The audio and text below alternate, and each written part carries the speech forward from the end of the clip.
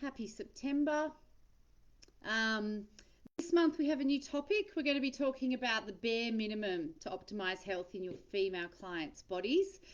We want to talk, or we want to set a baseline for what you're working towards with your female clients to get the most health benefits in the shortest amount of time.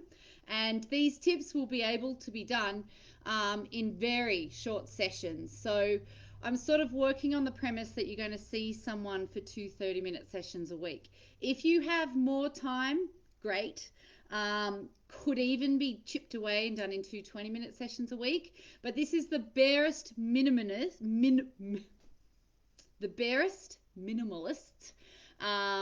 that female clients need to do for optimal health, longevity, disease prevention, healthy aging, etc., etc., etc. So, tip number one: at a minimum, women should be doing two 20 to 30-minute weight sessions a week. It's so much harder for women to put on muscle and put on bone mass than it is for men. We just don't have the chemical engineering for it. So we have to train it much harder and as a priority, which is kind of ironic because we seem not to have any problems encouraging men to do weights, but there are some definite barriers to weights for women that we have addressed in past sessions and that maybe you can go back and have a look at. Women need to be doing weights regularly, so not necessarily for hour-long sessions, 20 or 30 minutes. They need to start when they're teenagers because girls reach their peak bone mass at 20 years old or around then. So we need to signal their bodies to lay down as much as possible as early as possible. It at when kept at moderate, so moderate weight and moderate frequency and moderate intensity, it will not affect their growth. And as long as they're enjoying it, it's very good for them. Other things that are good for teenage girls are, impact exercise, so netball, weight bearing exercises. We need to keep them in sport as teenagers. We need to keep them in the gym if they don't like sport, or we need to get them started and keep them moving through their whole lifetimes. Now, through our 20s and 30s, we have a gradual bone and muscle loss unless you strength train.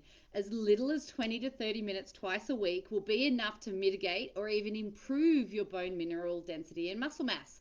And that is important because at menopause, we accelerate that bone mineral loss and our muscle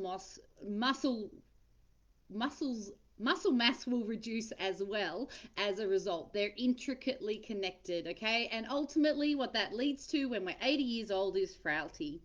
Okay, so it's never too late to start. You can improve it. And it doesn't have to be long gym sessions. As I just said, 20 minutes, 30 minutes, twice a week. At a minimum, perform 5 deadlift 5 times, okay, with a long rest. 5 bench press 5 times. 5 lat pull down 5 times. And 5 squats, okay? Front leg muscles, back leg muscles, front body muscles, front arm muscles, back arm muscles. Job done, go home. Okay.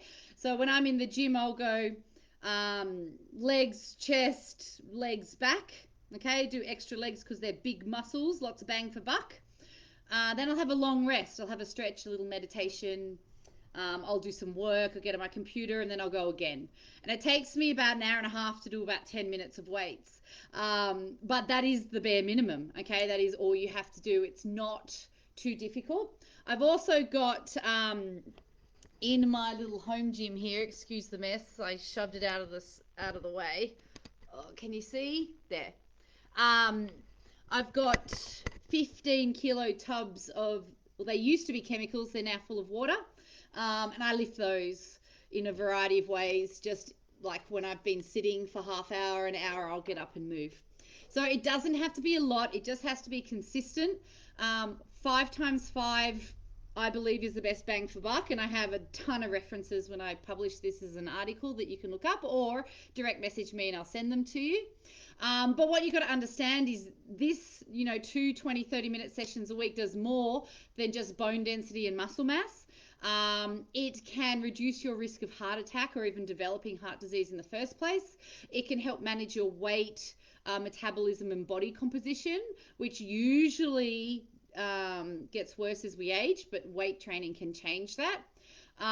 It can prevent frailty by the bone and muscle maintenance. It can increase your longevity. People who do weights or resistance training live longer.